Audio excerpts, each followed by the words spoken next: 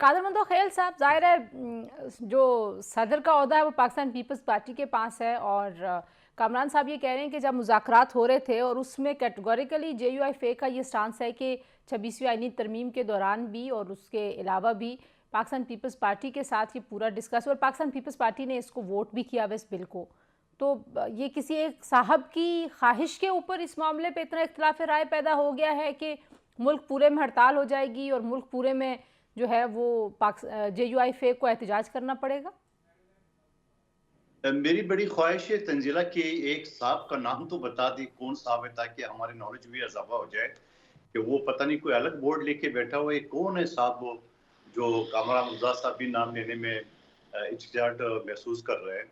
और दूसरी बात जो बिल के हवाले से उन्होंने बात की, बिल्कुल कानून तो यही है कि 10 दिन तक दोबारा जो है ना वो ऑटोमेटिकली हो जाएगा, लेकिन उसकी क्या वजह है इतना अरसा उसको रोके।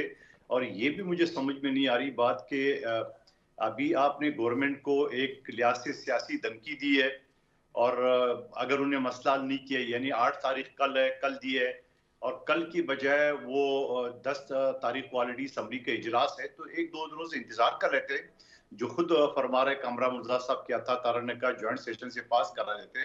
तो मैं नहीं समझ रहा हूँ कि इस सर्द मौसम में काम। जी कामरान साहब, आजम तारड़, अता तारड़ ने आजम तारड़ एक ही बात है, वो तो और का वजीर कानून है। तो इस सर्द मौसम में कामरान रज़ा साहब की पार्टी अपने आप को वार्म अप क्यों करना चाह रही है? इस्लामाबाद में बड़ी सर्दी है। और दूसरी बात मैं ये समझ रहा हूँ कि जमीयत और पीपल्स पार्टी पहले भी एहतजाज कर चुके हैं, इस्लामाबाद तक आ चुके हैं, एक जमहूरी पार्टी है।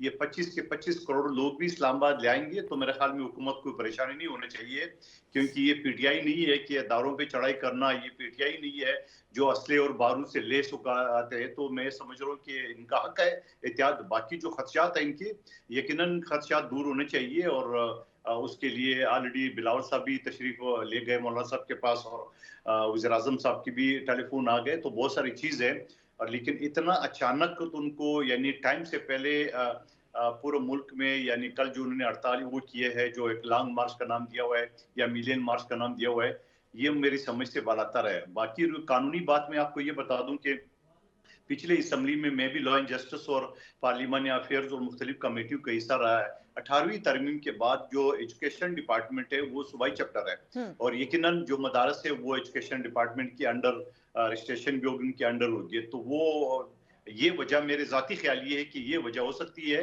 अगर आप लोग 26वीं आईनी तरमीम कर सकते हैं सारे इकट्ठे होके, तो फिर आप इस मसले का भी कोई हल निकाल सकते हैं। यहाँ बिल्कुल कर सकते हैं, बिल्कुल कर सकते हैं।